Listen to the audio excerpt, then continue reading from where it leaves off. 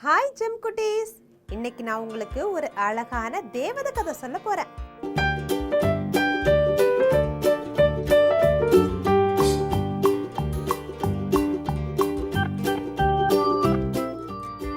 ஒரு அழகான கிராமம். அங்க பூக்கள் நிறைந்த தோட்டத்துக்கு நடுவுல ஒரு சின்ன குடிசை இருந்தது. அந்த வீட்டுல பொன்னின்னு ஒரு குட்டி பொண்ணு இருந்தா. அவளுக்கு 5 வயசுதான். ஆனா ரொம்ப அறிவாளி. அவ அவங்க அம்மா அப்பா சொல் பேச்சு கேட்டு எப்பவும் சமத்து பிள்ளையா இருப்பா. அவளுடைய அம்மா அப்பா ரொம்ப பாவம். தினமும் ராத்திரி நேரத்துல தோட்டத்து செடிக்கு தண்ணி ஊத்த போயிடுவாங்க. பொன்னி மட்டும் வீட்டுல தனியா இருப்பா. ஆனா அவ பயப்படவே மாட்டா. ஆனா ஒரு நாள் ராத்திரி பொன்னி பொம்மைய வச்சு விளையாடிட்டு இருக்கும்போது பலமா காத்து அடிச்சு நல்ல மழை பெய்ய ஆரம்பிச்சுது. அப்போ பொன்னி வச்சிருந்த விளக்கு அணைஞ்சிடுச்சு. ரூம் முழுக்க இருட்டு. குட்டி பொன்னி ரொம்ப பயந்து போய் அழ ஆரம்பிச்சிட்டா. அம்மா அப்பான்னு தேம்பி தேம்பி அழுதா. திடீர்னு பார்த்தா ரூம் முழுக்க ஒரு பெரிய வெளிச்சம்.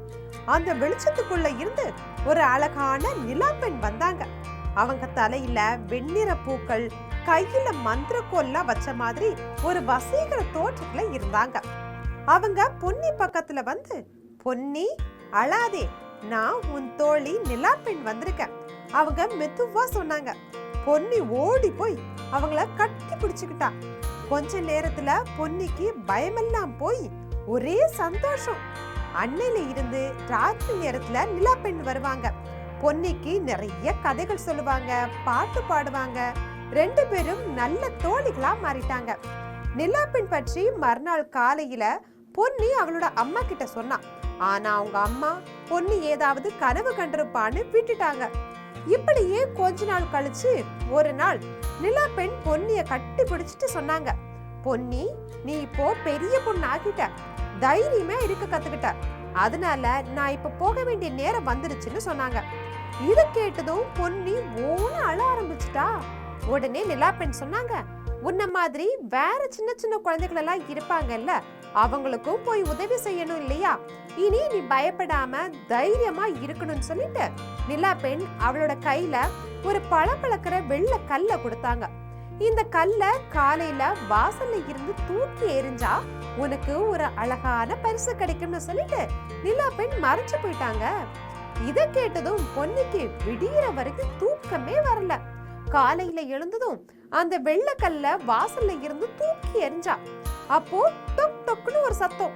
அந்த பக்கத்துல இருந்து ஒரு அழகான பஞ்சு மாதிரி மென்மையான வெண்ணிற நாய்க்குட்டி ஒண்ணு ஓடி வந்துச்சு. பொன்னி அந்த நாய்க்குட்டிய தூக்கி சந்தோஷமா விளையாட ஆரம்பிச்சுட்டா. அப்புறம் அந்த நாய்க்குட்டிக்கு பொன்னி வந்து வெண்மதின்னு பேர் வச்சா. அன்னையில இருந்து பொன்னிக்கு தனிமையே இல்ல. அவளும் வெண்மதியும் சேர்ந்து விளையாடிக்கிட்டே ரொம்ப மகிழ்ச்சியா வளர்ந்தாங்க. இந்த கதையில இருந்து நம்ம தெரிஞ்சுக்கிட்டது என்ன அப்படின்னா, நாம கஷ்டத்துல இருக்கும்போது நம்பிக்கையோட இருந்தா தேவதைகள் இல்லைனாலும் அன்பான தோழர்கள் நிச்சயமா நம்மள தேடி வருவாங்க. என்ன குழந்தைகளா, நீங்களும் எப்பவும் எதுக்கும் பயப்படாம எதுவா இருந்தாலும் தைரியமா எதிர்கொள்ளணும். சரியா? மீண்டும் ஒரு சுவாரஸ்யமான குட்டி கதையில சந்திக்கலாம். பாய் பாய்.